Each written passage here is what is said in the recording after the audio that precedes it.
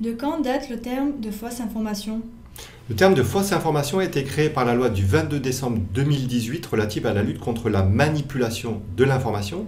Il s'agit d'une loi qui a créé une procédure de référé pour demander la suppression de fausses informations diffusées en ligne en période électorale et qui crée également une obligation pour les plateformes de lutter contre les fausses informations susceptibles de troubler l'ordre public. Qu'est-ce qu'une fausse information? Alors, la loi ne définit pas en elle-même la fausse information.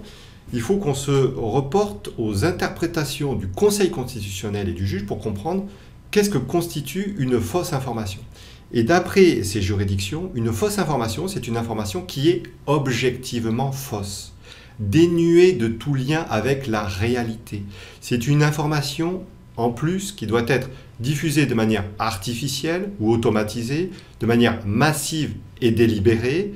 Et puis enfin, c'est une information qui doit être de nature, donc soit à altérer la sincérité d'un scrutin, soit qui est susceptible de troubler l'ordre public. Est-ce que vous avez des exemples concrets à nous donner? Alors, on a un seul exemple, parce que le juge a été saisi une seule fois, c'est dans le cadre de l'affaire Castaner. En 2019, en marge des manifestations du 1er mai, il y avait eu des débordements, et Castaner, donc alors ministre de l'Intérieur, avait tweeté « Ici, à la Pitié-Salpêtrière, on a attaqué un hôpital, on a agressé son personnel soignant, et on a blessé un policier mobilisé pour le protéger. » Alors qu'en réalité, il n'y avait pas eu d'agression. Certes, il y avait eu des manifestations et des manifestants qui étaient rentrés dans l'hôpital, mais pour échapper en fait à la police, mais il n'y avait pas eu d'agression.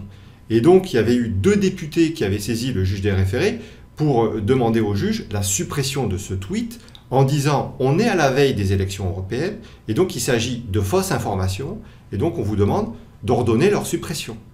À ce moment-là, le juge a considéré que non, il ne s'agissait pas de fausses informations, parce que certes, le tweet de Christophe Castaner était exagéré, parce qu'en réalité, il n'y avait pas eu d'agression, mais en réalité, ce que nous dit Christophe Castaner porte sur des faits qui sont réels, à savoir que des manifestants sont rentrés dans l'enceinte de l'hôpital, donc il avait exagéré, mais ce qu'il avait dit n'était pas faux, parce que la base sur laquelle il s'était exprimé était réelle.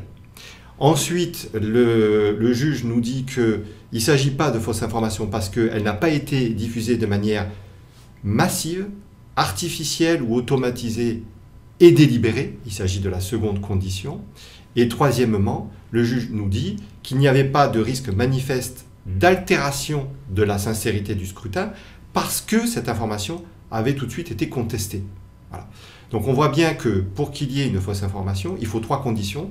Premièrement, une information qui est objectivement fausse, c'est-à-dire dénuée de tout lien avec la réalité. Deuxièmement, une information qui doit être massive, artificielle ou automatisée, diffusée donc de manière massive, artificielle ou automatisée, et de manière délibérée. Et enfin, troisième condition, il faut que cette information présente un risque manifeste d'altération de la sincérité du scrutin. Donc ça, c'est dans le cadre de la procédure de référé pour lutter contre les fausses informations dans le cadre des élections. Mais en ce qui concerne les plateformes, elles doivent lutter contre les fausses informations, donc susceptibles en plus de troubler l'ordre public. Donc ça, c'est l'autre critère qui permet de lutter contre les fausses informations. Avez-vous un exemple de ce qu'est une fausse information?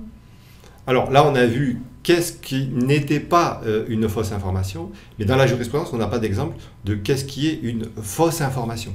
Alors, par analogie, on peut se rattacher néanmoins à une jurisprudence qui a été rendue sous l'empire du délit de fausse nouvelle, qui est un délit qui est prévu par l'article 27 de la loi du 29 juillet 1881 relative à la liberté de la presse. Il s'agit de l'affaire du reportage bidon. C'est-à-dire que dans cette affaire, le magazine Entrevue avait fait un faux reportage intitulé « Banlieue, la chasse aux flics est ouverte ». Le journaliste avait embauché en fait des banlieusards pour qu'ils jettent de leur immeuble un frigo, qui était un faux frigo, qui était en polyester, et qui, en contrebas, tombait sur des policiers. Et en fait, il s'agissait d'une véritable mise en scène. En réalité, donc, les banlieusards avaient été rémunérés pour effectuer ce reportage. Il s'agissait d'un faux reportage. Et donc, le tribunal a considéré qu'il s'agissait de fausses nouvelles. Et donc, on voit bien qu'une fausse information, c'est une information qui n'est pas une information exagérée, qui se rattache à des faits réels ou qui pourrait heurter ou choquer, inquiéter. Ce n'est pas non plus une information qui est minoritaire, contraire à un consensus, contestée, qui ferait débat.